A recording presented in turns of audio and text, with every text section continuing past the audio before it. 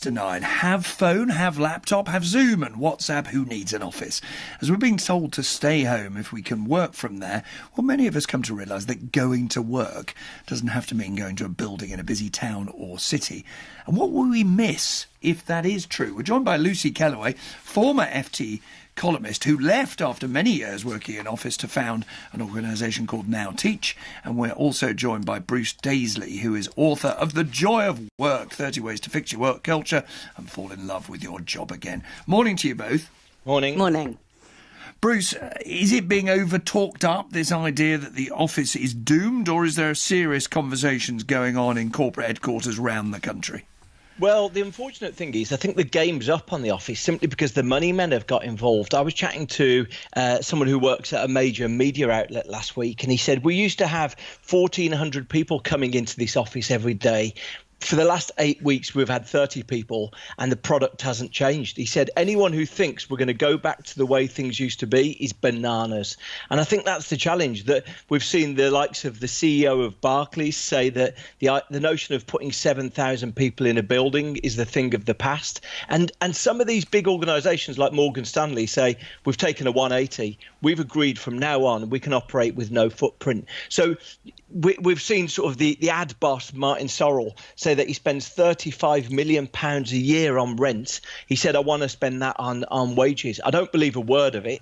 He wants to bank that money. And unfortunately, we might get misty-eyed about it, but I think the office in the form it used to be is probably now a thing of the past. Well, Lucy, should we care if it is? As I say, you left after decades in the FT's office and other offices. Did you miss it? Yeah, I think we should get more than misty-eyed. I think we should all howl at what we're losing. Some people are saying, oh, it's great, have laptop, as you said at the beginning. But that might be okay for a very short amount of time. I think the most important thing about the office is it gives some sort of meaning to what we do. I mean, most of what we do at our laptops, let's face it, is pretty much meaningless. The best way of thinking there's some point to it is having other people who are sitting all around you doing the same thing. So there's that. What, you mean the coffee and the gags and the fun? That's what going to work really means.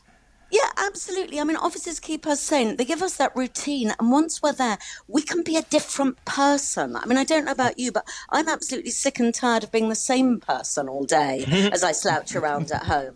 I want to have different clothes, go into office, see different people who become my lifelong friends, and have a complete laugh when I'm there.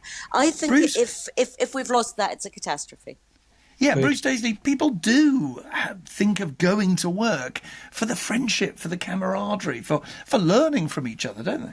Absolutely. And I asked a few people last week whether they felt they'd laughed more or less in the last 8 weeks. And 2/3 of people I spoke to said they'd laughed less. I think we've lost something with this. There's something fascinating as well. If we reductively think that the way we do work is these online video calls and emails, we lose something. There was some wonderful work done out of Massachusetts Institute of Technology, and they discovered that all of the best stuff happened with the chit-chat by the water machine, the quick chat by the lift. Why? He looked into the evidence why. He said it's because the boss isn't there. We feel able to talk more honestly when the boss isn't staring down at us. And unfortunately, what we've shifted to now is this world where we're on these non-stop video calls.